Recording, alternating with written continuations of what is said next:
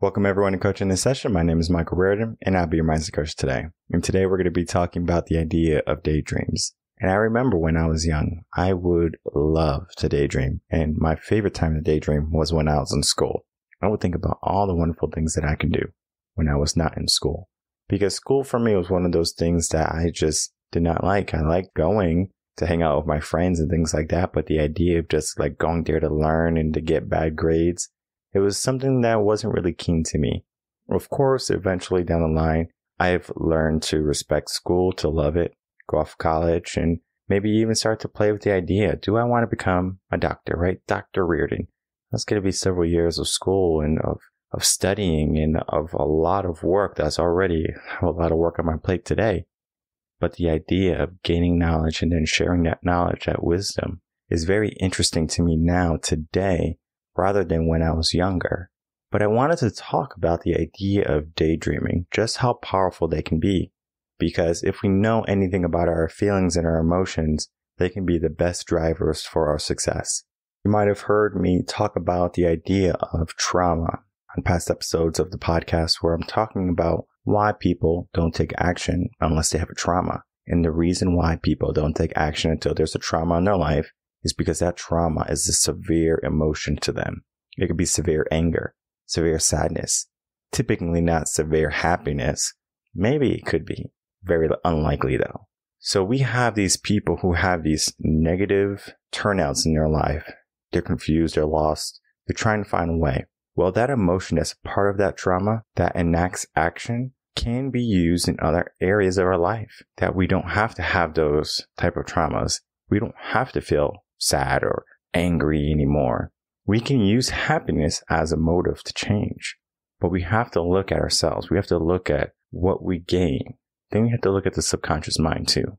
But before we dive fully into the power of daydreams, make sure to like, comment, and subscribe, and to share this video and your audio. And also, either now or later, write down your daydream or your dream that you want to have or attain in your life down in the comments below, so we can start to see your dreams and we can cheer you on. I think that's an important aspect too. But I want to get into the most recent blog, The Power of Daydreams. If you're new to the podcast, you can always head over to revenconcepts.com to get to our most recent blog. You can also check in the show notes to find the link to our most recent blog, The Power of Daydreams. When we are talking about the idea of daydreams, we're talking about what we think about, the good feelings, right? Typically, we daydream about good things. Now, of course, we might daydream about ghosts, or we might daydream about things that can hurt us if we're like in a scary type of mood. But oftentimes, if we have the ability to free think and to choose our daydreams, we're going to choose to be more optimistic. Many people daydream about winning the lotto, maybe having their dream car, maybe being in the perfect relationship with someone that you love or you're affectionate to, maybe going on a trip if you're a travel junkie. I mean, you name it, we can daydream about it. But the problem with our daydreams is that many people dream, but they don't apply action. Though their dreams make them feel good, they have a conflict with their mind. Their conscious and their subconscious mind are not working in conjunction with each other. So the conscious mind is thinking one thing, the subconscious mind is thinking another thing, and then you wonder why you can't attain your dreams. Well, if you can start to make your conscious mind and your subconscious mind have a synergy and start to work together and have the same belief and the same idea, then that's when your dreams are going to start. But Michael, how do I get my subconscious mind and my conscious mind to think the same? Well, that's easy. Mindset. You have to figure out exactly what it is you want in your life. So let's give an example of owning a home. You want to be a homeowner. Maybe there's a certain home you want. What are the steps needed to be a homeowner? You have to have good credit, maybe. You maybe have to have a down payment. You might just have to have all the money for the home. You might have to show proof of work, meaning you have to have an income. So there's many factors that come into owning a home, getting a loan. But getting a home is actually easy. Getting a home you don't regret, that's another story. What happened over the pandemic is that many people decided that, oh, I can work from home or I can make a living from home.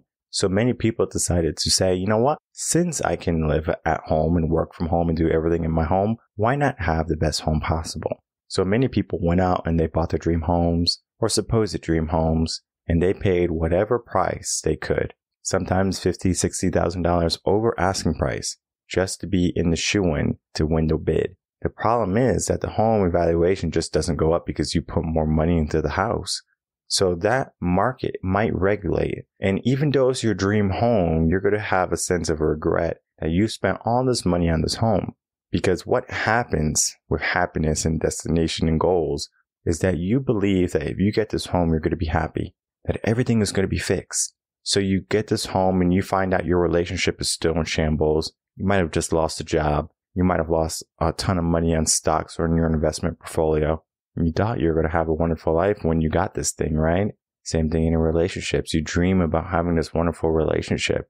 You finally get it and you realize you're just unhappy. We have to look at a critical component, and that critical component is ourselves. And when we are daydreaming, I talk about in this blog all the different things that I would daydream about. I would talk about how people daydream. I talk about how to dream properly, what your dreams can bring you, and then, of course, the power that they can bring. And as you can see, it is a lengthy blog because the idea of the power of daydreams is a step-by-step process to help your mindset figure out, are you just a dreamer? Are you a doer too? Many times people are dreamers, they're not doers. So if you want to be a doer and you want to use the power of your daydreams to start to get the things you want in your life, start by reading this blog. I'm going to be diving in deeper the power of daydreams and how you can utilize them and how you can change your subconscious mind and your conscious mind to start to think in unison.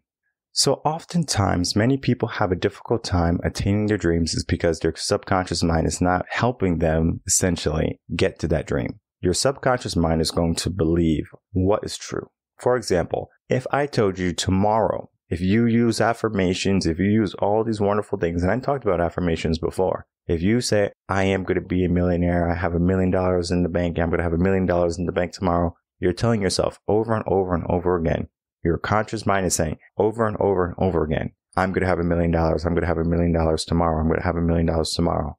Guess what happens? Tomorrow comes, you look in your bank account, there's no $1 million there. You don't win the lotto. You don't get that deal, or your investment portfolio doesn't do good. You don't win at the casino. So we didn't win that $1 million that we were looking for, right? That we were wishing for, that we affirmed in our life. What is the deal with that? I willed it. I wished it. But why is it not there? And the problem is our subconscious mind. Our subconscious mind said, well, that would be nice, but guess what? We need to be real. We're living in reality right now, buddy. And you are not going to just get it by saying, oh, I'm going to get it. However, we can train our subconscious mind to see that $1 million as something attainable. Oftentimes, many people make that dream unattainable for the subconscious mind. I'm going to get $1 million tomorrow. Okay, well, how much money do you have in the bank? Do you have like $999,099? I mean, maybe. Then you can start to figure out, how do I get that last little bit of change to reach my $1 million? Or you can come up with a plan. How can I get $1 million? My $1 million plan. You show your subconscious mind that it is possible for you to create income. And the way you do that is by planning and processing. So you might not start with $1 million. You might say, I want to make $50,000, right? You say, I'm going to make $50,000. And you start with $50,000. Maybe you charge more. Maybe you start to do different things. So now you have the money and you're trying to figure things out. Okay, I got $50,000. Well, let me do the next step. Let me get $100,000. Then $200,000. Then $250,000. Then $500,000. I mean, you name it. We're trying to figure out, how can we start to increase our income to get closer to that dream of being a millionaire? Well, I talk about it in the blog. But what we did essentially is we showed our subconscious mind that it is possible. What happens oftentimes is our subconscious mind believes that it's not possible. So it's like, we can't do that. That's not attainable. Those limiting beliefs. And if you know anything about my company, Reven Concepts, we aim to turn those limiting beliefs around. The problem is that many people are having a hard time finding out what they're capable of doing. But the power of daydreams can make you fly in the sky. Like, you can have a bird's eye view of everything. And you can say, you know what? I'm actually doing this. And you're flying in the sky even though you're grounded. You have a wonderful imagination, especially children. Children have a wonderful imagination. The problem with that is that we strip it away in the school system. We strip it away when they're young. We say, get your head out of the clouds and start to live in reality. You just can't dream all day and just live in your fantasy world and hope things are going to work out in your favor. Sometimes you have to realize, all right, I'm going to have to work in order to get what I want. But the power of daydreams is going to give you one of the most powerful tools that the human mind has, and that is imagination. That is emotion, where we can use our imagination to create emotion, and that emotion can be a great driver for us to get to what we want. So if you want something in your life, if you want a good relationship, if you want to have a successful business, ask yourself, how do you feel when you think about that? Do you feel confident? Do you feel like you can attain it? Do you feel like it's doable? Do you feel like if you gain it, you're going to want more? Do you feel like if you gain it, you'll say, this is exactly what I wanted? We start to ask ourselves all of these different things. We are conditioned, again, to say we want something, and when we finally get it, we're not as appreciative to it. So if you're a guy, you might say, I want the PS5. This is the only thing I want. If I get the PS5, I'll be happy. You get the PS5, your girlfriend breaks up with you because you're always playing it. So you're always playing your PS5. You lost your relationship. Now you're not happy. So you're like, I thought I'll be happy if I had the PS5. But then you learn that the PS5 didn't make you happy. The idea of the PS5 made you happy. The idea of playing with your friends made you happy. The idea of playing all these fun games made you happy. But then the other areas of your life, they're not in balance in the sense of what you want as a whole. We're looking at just one small detail in our life oftentimes. And when we do that, we fail to see the bigger picture. Our daydream should not just be one thing. It should not just be, oh, I want to have a big house or I want to have $1 million. We need to look at every aspect of our life. How do you feel when you have that $1 million? Do you feel any more confident? What do you have in your life? Who do you have in your life? What are you going to be doing differently? Because oftentimes many people think, oh, I want $1 million. I'm just going to be the same person that I am today. Well, I can almost guarantee you, if you are the same person you are today and you're given $1 million, you're not going to keep that $1 million. You're going to lose it very quickly. Because the problem is our mentality is not built for that. You don't have $1 million mindset. You don't have a relation type mindset. You don't have a family oriented type of mindset. Whatever you're vying for, if you don't develop the daydream or the idea or the emotions to it, you're going to have a very difficult time maintaining and attaining it. Well, if we understand that, then what are the steps needed for us to use our daydreams to get to what we want? Well, first, you have to make sure your subconscious mind and your conscious mind are in unison. An easy way to do that is to make those steps bite-sized. Tell your subconscious mind something that you know is attainable. Tomorrow morning, I'm going to wake up. Well, you wake up, right? Because if you don't wake up, then your subconscious mind is not going to be there anyway. So that's that. And I know there's a study that says that even after you die, you're like alive for like 15 minutes more, where you're like able to say, oh, wow, I'm dead. That's like a study, is a theory. I'm not sure if it's reality. I mean, I haven't had that, but if you hear about those stories or read those books about people who flatline and they die for like 10 or 15 minutes and then they're revived, they tell stories about seeing light and to talk about the idea of like being in their mind and things like that. It's a very unique way of looking at the subconscious mind because now you're really in it. The problem is it still took a negativity for you to take more action, for you to see your subconscious mind. You had to die or you had to lose someone. I mean, there's no reason for that type of hardship to be the drivers for our dreams. Like, we should be able to get our dreams if we want them. So now that we understand that our conscious mind and subconscious mind have to be in unison, we know we have to take bite-sized steps in order for our conscious mind and our subconscious mind to start to work in unison and to be real and to say this is doable. The next step is, what do we want to feel? And not so much of the feelings of, oh, I'm a millionaire, I feel good, I'm happy. We have to really feel what it would be like to be a millionaire. We have to use our imagination. And again, it's difficult for adults to visualize and to imagine things because when we're young, we're told to not fantasize and use our imagination anymore, to just conform and to do what we're told. Sit down and be quiet, right? Get your head out of the clouds, that type of mentality. That is not helpful when we're trying to attain something. If you look at the correlation to why there's more millionaires who didn't go to college versus millionaires who went to college, is because the people who didn't go to college didn't have professors or the system, I guess you can say, telling them this is reality. You can't do that, right? Because you're going to have a lot of naysayers in your life. And the more naysayers you have, the more difficult it is to rise. It's similar to how if you're swimming in the ocean, if you have more weights on you, it's going to be more difficult to swim. Not saying you can't swim, not saying you can't stay afloat. The problem is it's just more difficult for you. So you have to figure out, okay, well, this is difficult. This is challenging. How do I move now? How do I start to shed these weights? Well, sometimes we have to dismantle our whole entire ego, our whole entire life in order for us to start to make better actions. But if we have learned from people that we can't be successful, or that we can't be happy, or that we shouldn't imagine things and have these big dreams, it's important for us to dismantle that belief and to stop listening to people that are naysayers, that belittle us, that belittle our dreams, that belittle our daily action, because we have the choice right now to do more. The problem is many people don't know how to do more. But what I want you to do right now is I want you to get a piece of paper, or you can get your phone out, and I want you just to write out your dream. You can type it out. You can write it out. If you write it out, it is more powerful to the brain. So if you have a pen and paper, it's more powerful if you write your dream out that way.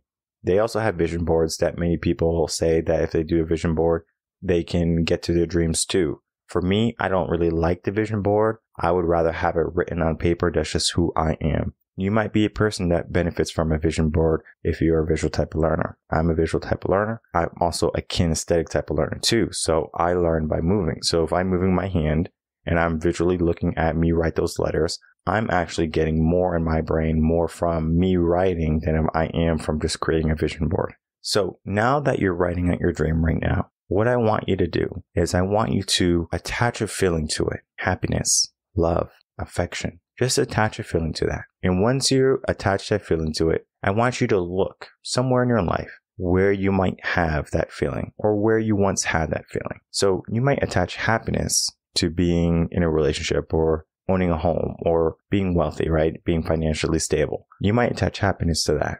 Well, where else in your life are you happy? Can you find it? And if you can't find it, guess what your first assignment is? To find something that makes you happy. And I'm not talking about alcohol or drugs. I'm not talking about the superficial things that are temporary and momentarily. I'm talking about something that can be long lasting. So you might find that you find happiness in helping someone, maybe going to the soup kitchen on Thanksgiving and passing out food. And that makes you happy. That makes you full of joy, fulfilled. And then now you have that emotion. Now that's in your emotion bank. You know exactly how you felt when you were there. And I want you to think about that. Think about that emotion, whatever it is, whether it be happiness, joy, affection. I'm not going to go name them all, but you get the understanding of the emotion you attach to your daydream. That is what you feel. That is what you look for. And I want you to start to look at ways how you can mimic that emotion in more areas in your life, not toward your daydream right now. We're not at that point yet. So if you want more happiness, okay, we understand going to the soup kitchen creates happiness. Well, how about going to school and reading a book to the kindergarten class? Does that make you happy? Maybe not, right? Maybe you don't like kids. Maybe you like going to the animal shelter and feeding dogs, or going to the pond and feeding some ducks. Maybe that makes you happy. Whatever makes you happy, I want you to give yourself a surplus of that emotion, of happiness, of affection, of love, or whatever. Mimic that as much as you can, replicate it as much as you can. What is going to happen next is your subconscious mind is going to believe that emotion is attainable because you already had it in so many different situations. So now your conscious mind is looking at your daydream. Your subconscious mind is looking at the emotion, the feeling that you already gave it. You flooded the subconscious mind with this emotion, this feeling, because you already showed it that it is possible. So now when you're looking at your daydream and you're looking at that feeling that you're going to get when you get it, your subconscious mind is going to say, yeah, no brainer. What do we do? What do we need to do next? You tell me and I'm going to make it happen. Maybe we have to have an action plan. Maybe we have to wake up earlier. Maybe we have to get a coach. Maybe we have to be more confident. Maybe we have to be a go-getter. Maybe we have to start a business. Maybe we have to work more hours. Maybe we have to work less hours. I mean, there's many different avenues that we can go down. But what we're looking for is we're looking for that emotion and we're looking at that daydream, because that daydream can be something that we want. It could be something that we think we want. And you might get to that daydream and you might realize that, you know what, this wasn't exactly what I wanted.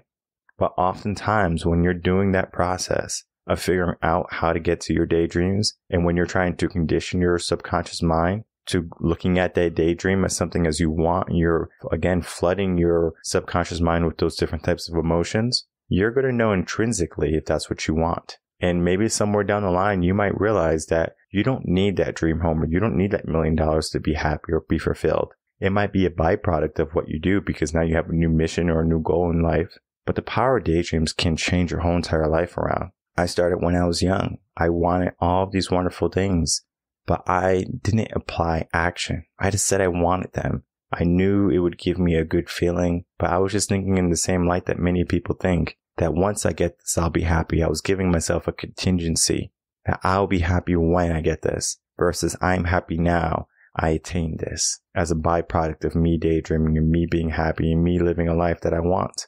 We're living backwards in the sense of we want something, we want a feeling, but we don't have that feeling. We think that feeling is going to make us feel a certain way to be different, when in reality, we should start to live that feeling today. How can you start to look at feelings that you want for your daydreams or your future? How can you start to feel those feelings that your daydreams are going to bring you for the future today? Because you might realize down the road that having a big house or having all this money or having all these cars or all these relationships might not be what you want.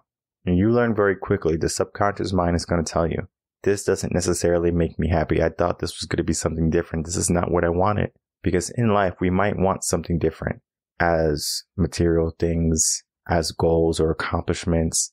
But we do have a basic need, our human nature, to be loved, to be appreciated, to be respected, to be admired. There's many different things that the mind wants, the mind vies for. And it's up to us to say, hey, it is possible. And it's up to us to help the mind understand that anything that we tell it is possible. Power of our daydreams can lead us to our goals.